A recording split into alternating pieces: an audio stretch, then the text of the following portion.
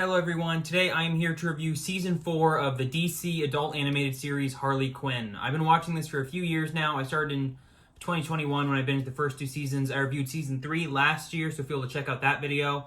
I won't be going into any spoilers for the season, although I have a feeling if you're watching this video, you're probably someone who's a Harley Quinn fan.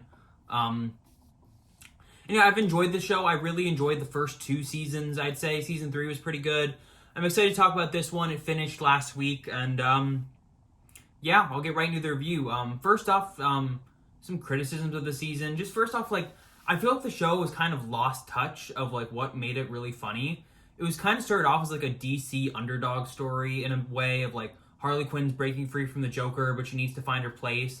And she has this really great and funny team. There's Dr. Psycho, King Shark, Clayface, Ivy, Cyborgman.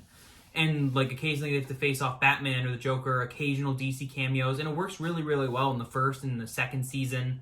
Some cool original concepts, but the issue is as the season's gone on, it's went on to focus a lot more on stuff like the Bat Family and the Legion of Doom and the Justice League, and a lot less on the characters that really made the show good to begin with.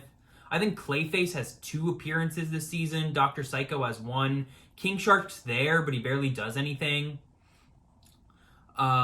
And it's all the characters, it's really fully focused on Harley, Ivy, and the Bat Family and Legion of Doom this season. And Harley and Ivy still work, but they also don't spend a ton of time together because that's the whole catalyst of the show. So it's they kind of broke up the core group that made the show so great.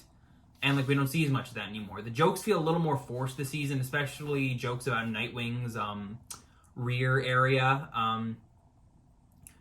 And there's less super original concepts, I'd say, and it isn't as funny as it used to be.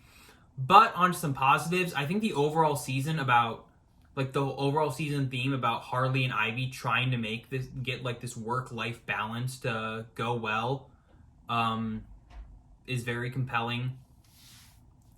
We got Harley, Ivy's trying to succeed where she's given this big job and nobody respects her, and they're in different worlds. Harley's trying to be a hero, which is a cool concept. And Ivy's this big villain, and they don't really have time for each other. They're really busy. I don't know, it works well. It's got some good themes to it, and the way they explore their relationship and whether or not they have a future together is very compelling, very sweet. The whole voice cast is still doing a very good job. I wouldn't say anyone fully tapped out of their roles. Kaylee Cuoco and Lake Bell are still really good, as well as a lot of the guest cast.